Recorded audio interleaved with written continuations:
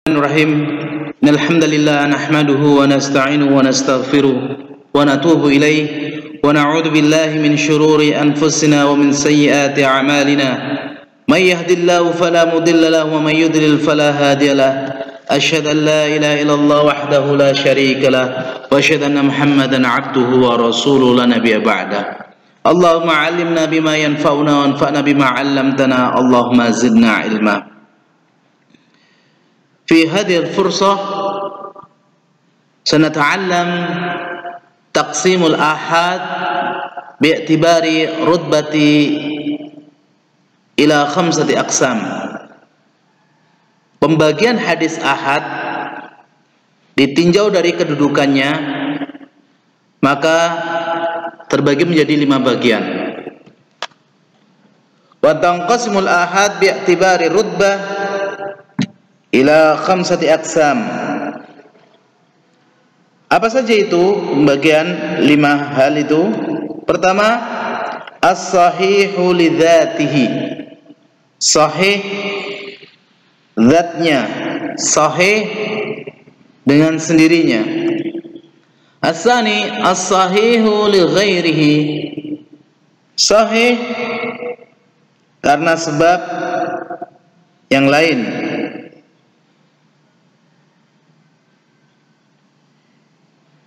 Yang ketiga, al-hasan li dzatihi. Hasan zatnya, hasan dengan sendirinya. Yang keempat, al-hasan li ghairihi. Hasan karena sebab selain dia. Dan yang terakhir adalah ad-dhaif, lemah. Naam, al-hadis as-sahih. As-sahihu li dzatihi ma huwa? Ma rawahu 'adlun tamud dhabti bi sanadin muttasilin wa salima minasyududi wal illatil qadihati. Adalah hadis yang diriwayatkan oleh seorang yang adil, sempurna kedobitannya, kemutkinannya, dan sanadnya bersambung dari para muhaddis sampai kepada yang meriwayatkan hadis atau yang membawa hadis, yang mengucapkan itu Rasulullah. Wasalima minasyudud, dan selamat dari syadz, wal illah qadihah, dan selamat juga dari penyakit yang merusak. Misaluhu qauluhu sallallahu alaihi wasallam, man yuridillahu bi khairan yufaqihu fid din. Barang siapa yang Allah kehendaki baginya kebaikan, niscaya Allah akan pahamkan dia terhadap urusan agama.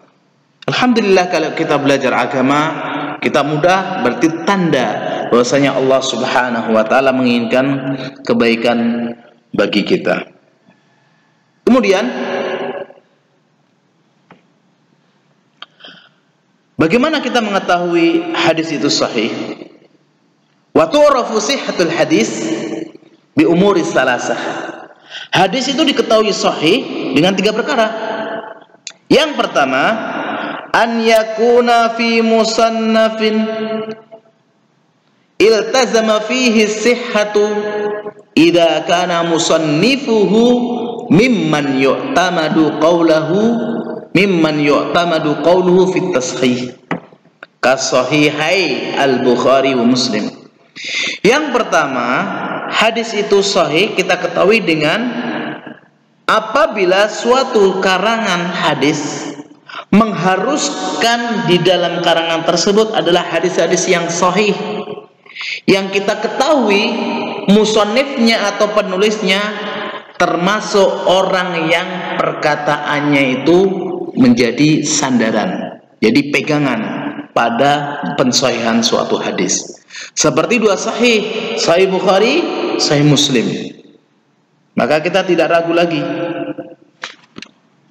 Atsani, yang kedua, an yanussa ala sihhatihi imamun yu'tamadu qawluhu fit tashih, yaitu hadis itu dinilai sahih oleh seorang imam, ucapan seorang imam, nas seorang imam yang mensahihkan hadis tersebut, dan perkataannya itu bisa menjadi sandaran terhadap pensahihan. Walam yakun ma'rufan bitasahhuli fihi, dan bukan seorang imam yang bermudah-mudahan untuk mensahihkan ada hadis sahih, ada hadis sahih seperti Ibnu Hibban, bukan. Ats-tsalisu, yang ketiga, an yundar fi ruwatihi wa tariqati takhrijihim lahu. Harusnya dia melihat, meneliti di dalam periwayatan hadis tersebut dan metode periwayatan tersebut. Fa idza tammat fihi syurutus sihah hukima bi sihhatihi. Kalau sudah sempurna syarat-syarat yang sahih ini, maka dihukumi hadis tersebut adalah hadis yang sahih. Nah, kita masuk yang kedua. As-sahihu li ghairihi, hadis sahih karena sebab selainnya, ada bantuan yang lainnya, yaitu apa sih pengertiannya? Al-hasanu li dzatihi idza ta'addadat turuquhu, hadis hasan li dzatihi kalau banyak jalannya, hasan dikumpulkan menjadilah sahih li ghairihi. Misaluhu hadisu Abdullah bin Amr bin As radhiyallahu anhuma anna Nabiy sallallahu alaihi wasallam amarahu an yujhiza jayshan fanafadatil ibil faqala Nabiy sallallahu alaihi wasallam ibta' alaina ibilan biqala'isa min qala'isi sadaqah ila mahalliha. Contohnya adalah hadisnya Abdullah bin Amr bin As radhiyallahu anhuma, bahwasanya Nabi sallallahu alaihi wasallam memerintahkannya untuk mempersiapkan pasukan, namun kekurangan unta. Maka Rasulullah sallallahu alaihi wasallam bersabda, berilah untuk kita unta perang dengan unta-unta yang masih muda dari unta-unta muda sedekah. Maka dia mengambil 2 dan 3 untuk unta muda untuk 1 unta berperang. Dan dinamakan sahih li ghairi, kenapa? Wa innama sumiya sahihan li ghairihi li'annahu law nadhara ila kulli tariqin binfiradihi lam yablugh rutbatus sihhah, walamma nadhara ila majmu'iha qawiya hatta balaghahu.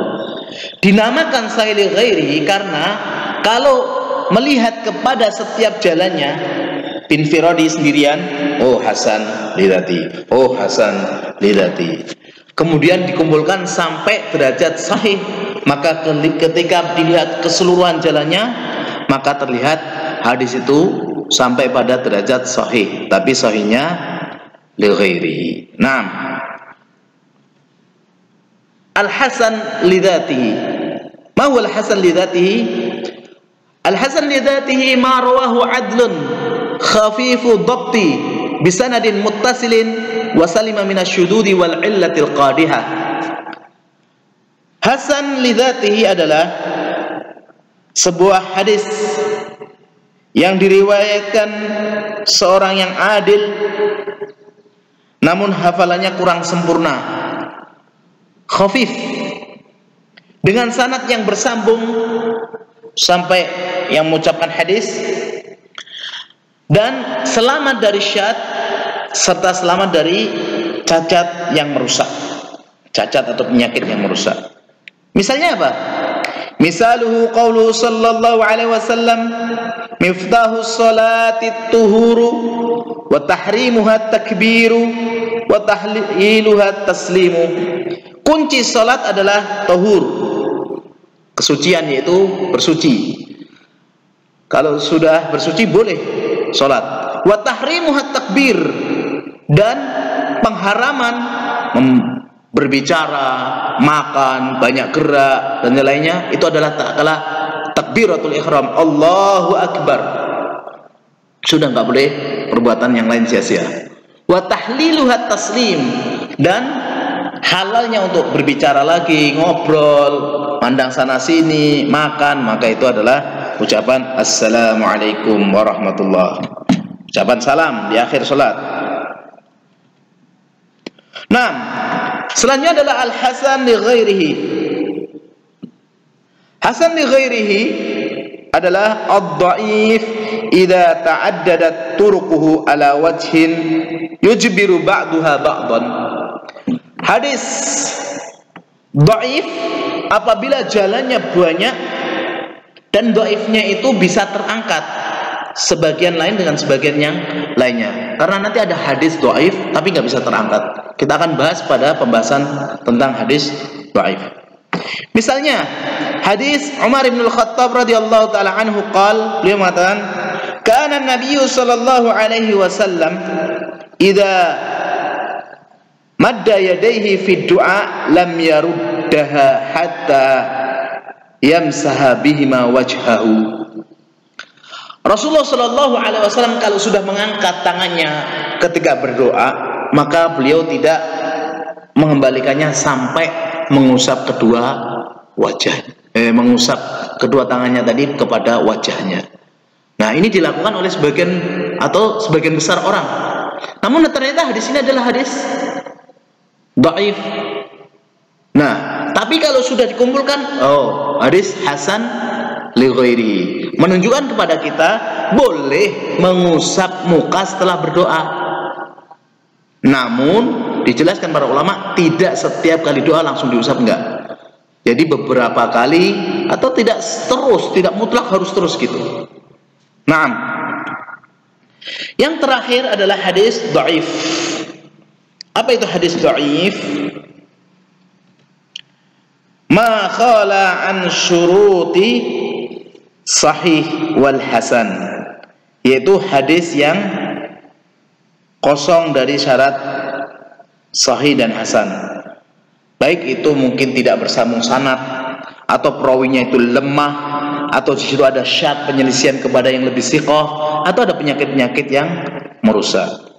Misaluhu hadis ihtarasu minan nasi bisu'idz dzan. Hadis yang kita baca tadi, berhati-hatilah dari gangguan manusia dengan berburuk sangka. Hadis ini hadis dhaif. Dan di antara tempat-tempat dhaif, wa min madhanid dhaif man farada bil Uqaili. Imam Uqaili kalau bersendirian ini hadisnya dhaif. Aw Ibnu Adi atau Imam Ibnu Adi, Awil Khatib Al-Baghdadi atau Khatib Al-Baghdadi, Aw Ibnu Asakir atau Ibnu Asakir fi tarikhi, dalam tarikhnya, kitabnya, Aw Dailami fi Musnadil Firdaus atau Al-Imam Dailami dalam kitabnya Musnad Al-Firdaus, Aw Tirmidzi Al-Hakim atau Tirmidzi Al-Hakim ini bukan Tirmidzi Abu Isa ya, fi Nawaridil Usul wa huwa ghairu sahibus sunan, dan beliau bukan Tirmidzi Abu Isa, bukan. Awil Hakim Ibnul Jarud fi tarikhi khaihima, atau Al-Hakim sama Ibnu Jarud dalam kitab tarikh keduanya. 6. Setelah kita mengetahui pembagian hadis, tingkatan-tingkatan hadis tersebut, kita masuk pada wa tufidu akhbarul ahadits wa dhaif. Faedahnya hadis-hadis ahad atau khabar-khabar ahad selain dhaif.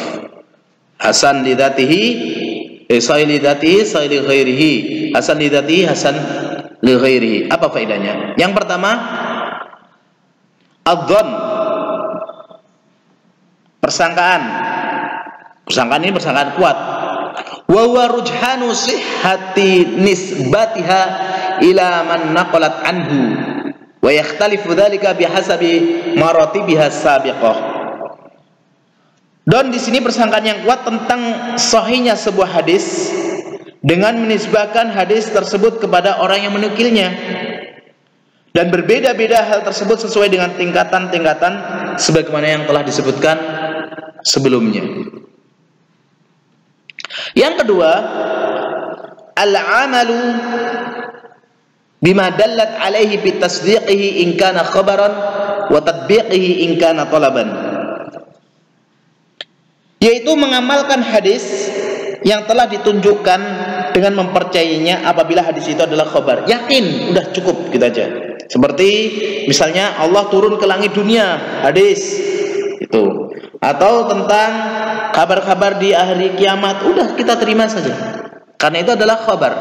Wa tatbiqihi in kana talaban, dan kita melaksanakan kalau itu tuntutan perintah, dan kita meninggalkan kalau memang itu larangan. Itu adalah cara faedahnya mengamalkan hadis ahad selain dhaif. Sahih lidzatihi, sahih li ghairihi, hasan lidzatihi, hasan li ghairihi. Wa amma dhaif, adapun hadis dhaif bagaimana? Fala yufidu dhannu walal amalu, maka tidak berfaedah dhon dan kita tidak perlu mengamalkan. Wala yajuzu i'tibaruhu dalilan, dan tidak boleh hadis dhaif itu disebutkan sebagai dalil. Wala dzikruhu ghairu maqrunin bi bayani dha'fi, dan tidak boleh juga kita menyebutkan hadis dhaif tanpa menyebutkan keterangan dhaifnya hadis tersebut. Sebagian ulama mengatakan illa fi targhibi wa tarhib, kecuali dalam masalah targhib wa tarhib. Apa tarhib wa targhib? Targhib ini adalah anjuran untuk mengamalkan, ada keutamaan-keutamaan. Tarhib ini adalah larangan, di situ ada ancaman-ancaman. Faqad sahala fi dzikri jama'atun bi salasati syurut, maka sungguh telah bermudah-mudahan dalam menyebutkan hadis dhaif sebagian ulama, jamaah dari kalangan ulama, dengan 3 syarat. Boleh antum menyebutkan hadis dhaif, tapi antum harus menyebutkan 3 syarat ini. Yang pertama apa? Alla yakuna dha'fu syadidan, dhaifnya bukan dhaif banget. Kalau dhaif banget tidak boleh. Yang kedua, an aslul amali alladhi dzikru fihi targhib wa tarhib tsabitan, harusnya amal yang telah disebutkan tersebut, ya ini perkara targhib wa tarhib itu telah sabit ada hadisnya. Dan yang ketiga, alla ya'taqida anna Nabiy sallallahu alaihi wasallam qalahu, kita boleh menyebutkannya, tapi kita harus berkeyakinan bahwasanya Rasulullah sallallahu alaihi wasallam tidak mengatakan hadis tersebut. Demikian yang bisa kita sampaikan, dan mohon dipahami, diulang-ulang. Semoga yang sedikit ini bermanfaat bagi kita semuanya. Subhanakallahumma wa bihamdika asyhadu an la ilaha illa anta astaghfiruka wa atubu ilaik. Wassalamualaikum warahmatullahi wabarakatuh.